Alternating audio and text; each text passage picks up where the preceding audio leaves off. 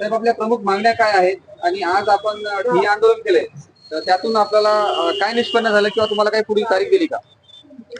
नमस्कार. आम्ही सर्वजण या ठिकाणी जे जमलेले शेतकरी आहोत ते रेणापूर सुधा प्रकल्पग्रस्त शेतकरी आहोत. बोल नोकरी भाऊ. रेणापूर सुधा प्रकल्पग्रस्त शेतकरी आहोत.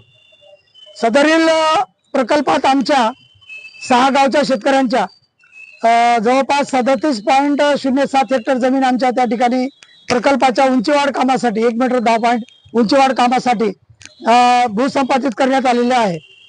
त्या जमिनीचा आमचा एकूण मागणीचा 23,37,00,000 रुपये येणे होता. पैकी केवळ 30% मिळाले आणि उर्वरित आज आम्हाला 70% येणे बाकी आहे.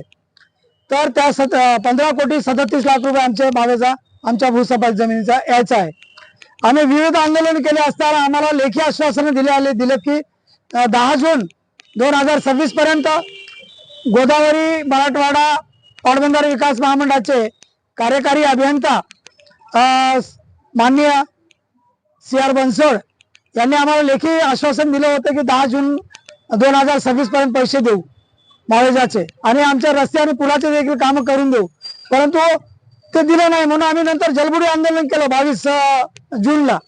तर 22 जूनला देखील आम्हाला लेखी आश्वासन दिलं की 14 जुलैपर्यंत आमच्या माळेजा आणि आमच्या सर्व मागण्या पूर्ण करू देऊन, परंतु आज रोजी 21 तारीख आलेली आहे, परंतु त्यांनी माळेजा आम्हाला दिलेलं नाही.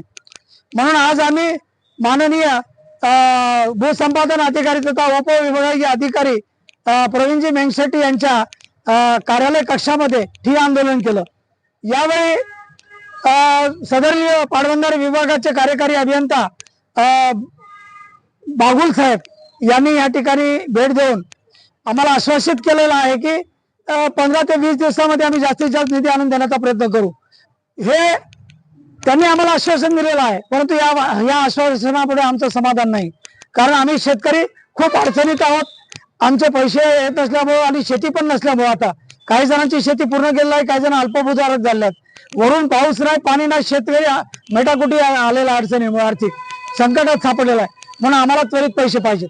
जर शासनाला, प्रशासनाला, पाटबंधारे विभागाला शेतकऱ्यांना पैसे जर द्यायचे नसतील तर यांनी आमच्या सातबाऱ्यावरून जमीन जी कमी केलेली आहे ती जमीन आमची परत करावी आणि आम्हाला आमच्या उपजीविकेचं साधन आम्हाला परत करावं.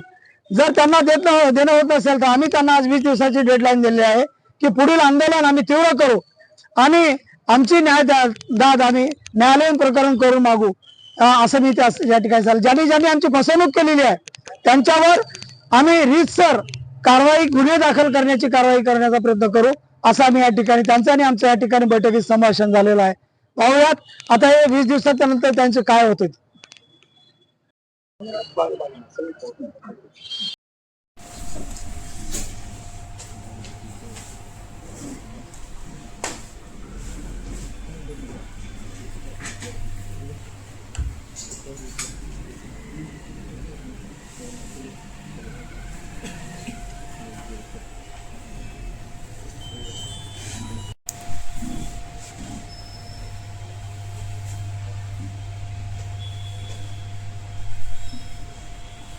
दिवसात कर्ज बघा सर, आम्हाला लेखी द्या.